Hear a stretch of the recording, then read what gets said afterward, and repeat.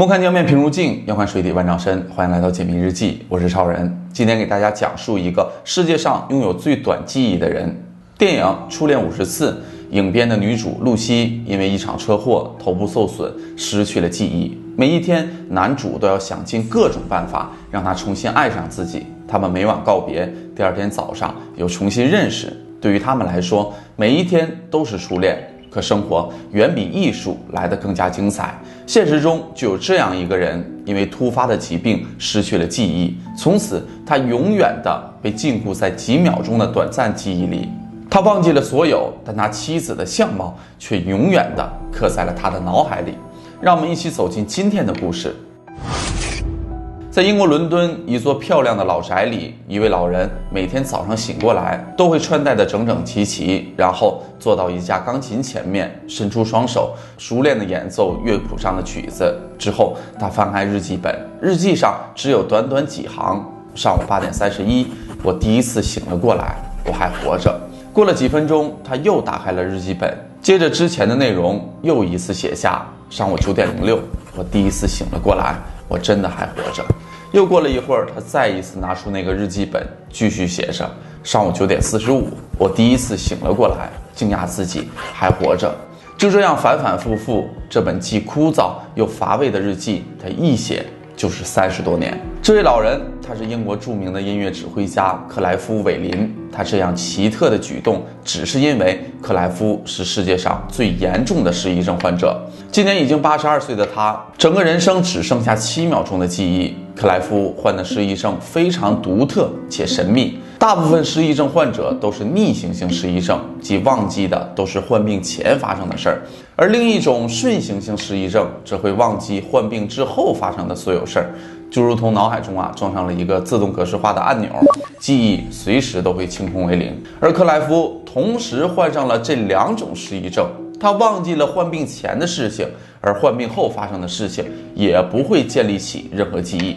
他唯一能永久保留下来的是发病时的那7秒，这7秒也成为了他全部的人生。而他是如何失去所有记忆的呢？故事还要从1985年开始说起。1985年3月26日那一天，克莱夫和往常一样下班回家。他皱着眉头同妻子说：亲爱的，我头很疼，疼得快炸裂了。夫妻俩以为是普通的感冒发烧，睡一觉便好了。可当第二天早上，克莱夫从睡梦中醒来时，看着心爱的妻子，却记不起她的名字，也不能回答简单的问题。随后妻子找来了医生，为克莱夫测了体温，将近40度。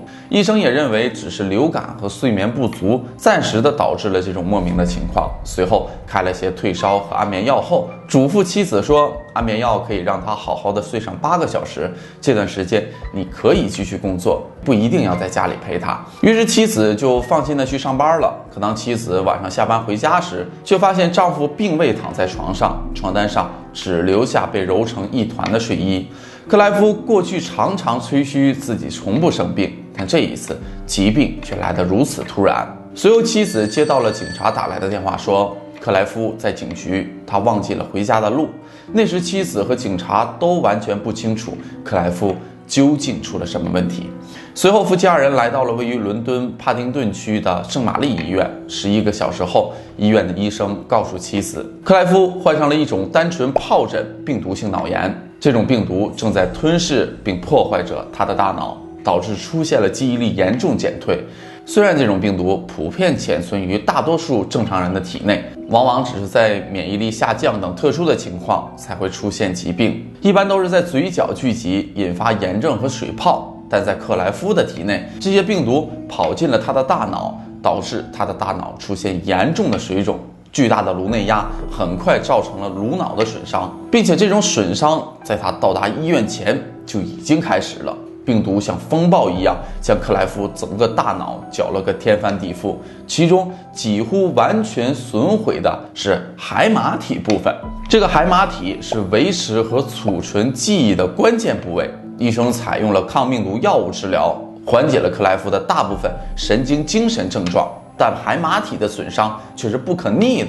克莱夫被确诊同时患有逆行性和顺行性的遗忘症，这意味着克莱夫将失去过去的回忆，也再难以产生新的记忆。但神奇的是，克莱夫记得妻子一直爱着他，只是他记不得妻子的名字。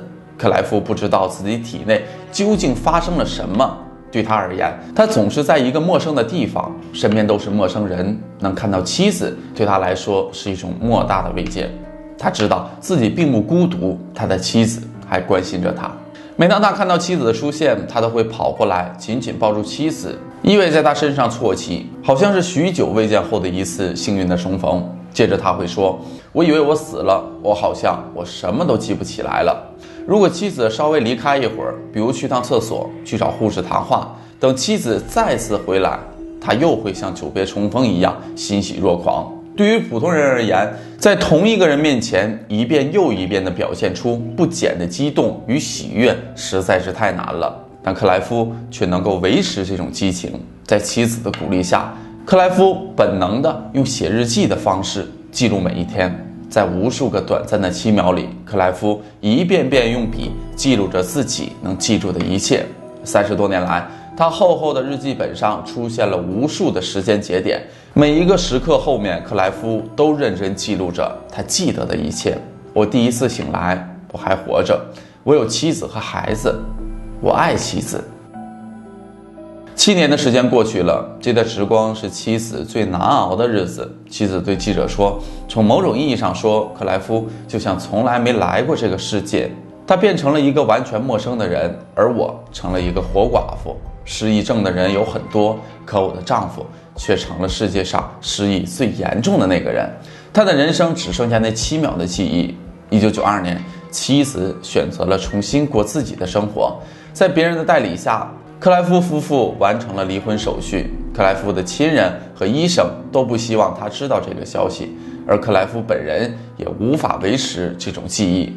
妻子卖掉了原本的公寓，离开了英国，来到了华盛顿，打算开启一段全新的生活。但一段时间后，妻子始终放不下这个忘掉了全世界却还记得他的男人。他时不时的会返回英国去看望克莱夫。最后，妻子选择住在距离克莱夫家几公里外的地方。克莱夫会经常问妻子，你什么时候过来？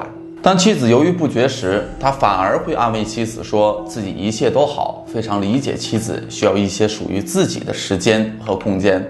克莱夫说，你天亮过来可以吗？天亮的时候用光速赶过来吧。第二天，妻子真的选择在拂晓时分出发。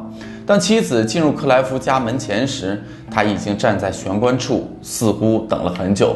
当他见到妻子时，紧紧地把她搂在怀里，唱着 G 大调，与妻子共舞着华尔兹，转进了客厅。他边跳边对妻子说，我又能看到你了。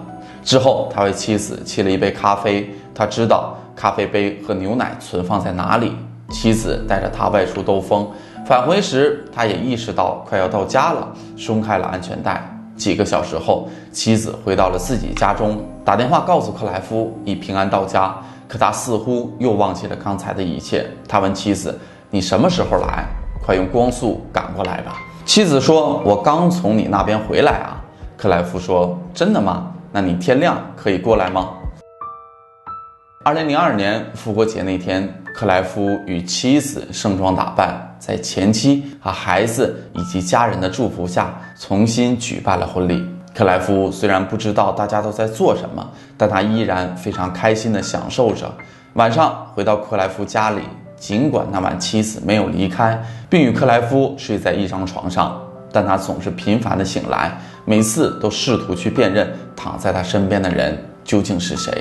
最后，妻子还是选择了守护他们的爱情。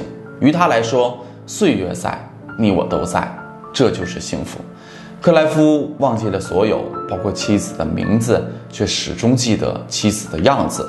每一次见到妻子，都会高兴地跳起来拥抱她。这大概就是真正的，当人生只如初见，你永远在我心间，即使我忘记了全世界，也不会忘记我爱你。